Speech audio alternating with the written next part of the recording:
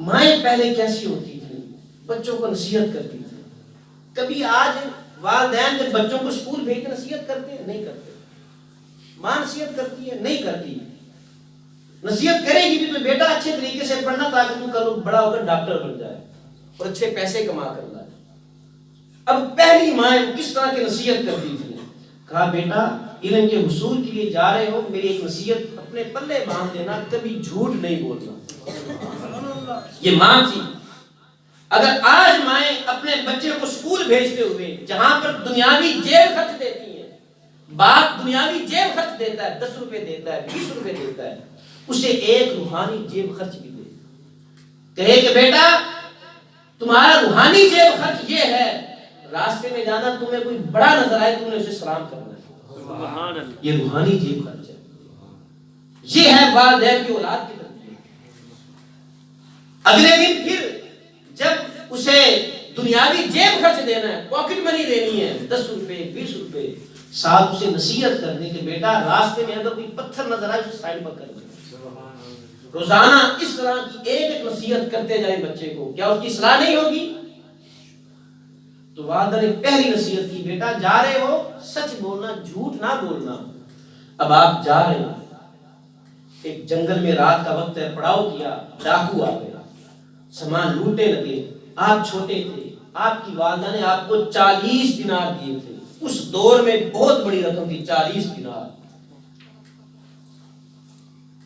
اب وہ قمیض کے نیچے سی لیے. ایک ڈاکو آپ کے پاس آیا، جی آپ کے پاس کچھ ہے؟ فرمایا ہاں ہے. کیا ہے؟ 40 دینار ہے. اس نے سمجھا بچہ ایسے ہی کہہ رہا ہے، آگے چلا گیا. دوسرا ڈاکو آیا، اس نے کہا بچے تیرے پاس بھی کچھ ہے؟ ہاں ہے. کیا ہے؟ 40 دینار ہے. وہ پکڑ کر اپنے سردار کے پاس لے گیا. سردار یہ بچہ کہتا ہے اس کے پاس 40 دینار ہے. سردار نے کہا واقعی تیرے پاس 40 دینار ہے؟ جی ہاں ہے. کہاں پر ہے؟ تو آپ نے قمیض کے نیچے وہ سلے ہوئے 40 دینار دکھا دیے. سردار حیران رہ گیا. اس نے کہا کہ تو چھپا بھی سکتا تھا، کہہ دیتا میرے پاس نہیں ہے، تیری تلاشی کسی نے نہیں لی، تو کہہ سکتا تھا. وہ بچہ کہنے لگا کیسے کہہ دیتا، میری ماں نے کہا تھا ہمیشہ سچ بولنا. وہ سردار وہ حیران رہ گیا کہ یہ ایک بچہ، اس نے اپنی ماں کی اتنی فرما برداری کی اور میں اتنا بڑا ہو گیا. وہ رب جو مجھے کھلا بھی رہا ہے، پلا بھی رہا ہے، نافرمانیاں کرتے جا رہا ہوں. اسی وقت اس نے توبہ کی. حضرت شیخ عبد القادر جیلانی فرماتے ہیں میرے ہاتھ پر توبہ کرنے والے سب سے پہلے وہ ڈاکو تھے. جب مائیں ایسی ہوں، بیٹے عبد القادر جیسے ہوتے ہیں. اولاد کے نیک ہونے میں والدین کا بڑا کردار ہوتا ہے. حضرت بابا فرید الدین گنج شکر رحمۃ اللہ علیہ آپ اپنی والدہ سے ایک دن کہنے لگے کہ امی جان اللہ کا شکر ہے جب سے ہوش سنبھالا ہے آج تک تہجد کی نماز قضا نہیں ہوئی. کتنے ہیں جو تہجد کی نماز پڑھتے ہیں؟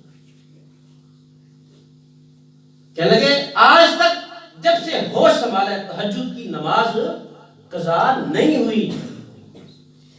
لوگوں یہ وہ نماز ہے تہجد کی نماز، جو فرض نمازیں فجر ظہر عصر مغرب عشاء، یہ نمازیں جو ہیں ان کے لیے مؤذن بلاتا ہے. اگرچہ عبادت اللہ کی ہے، مؤذن صدا دیتا ہے اللہ اکبر آؤ نماز کی طرف. تہجد کی نماز ایسی ہے کہ اللہ صدا دیتا ہے، اللہ بلاتا ہے. اور ان نمازوں میں مؤذن کہتا ہے حی علی الفلاح، آؤ کامیابی کی طرف.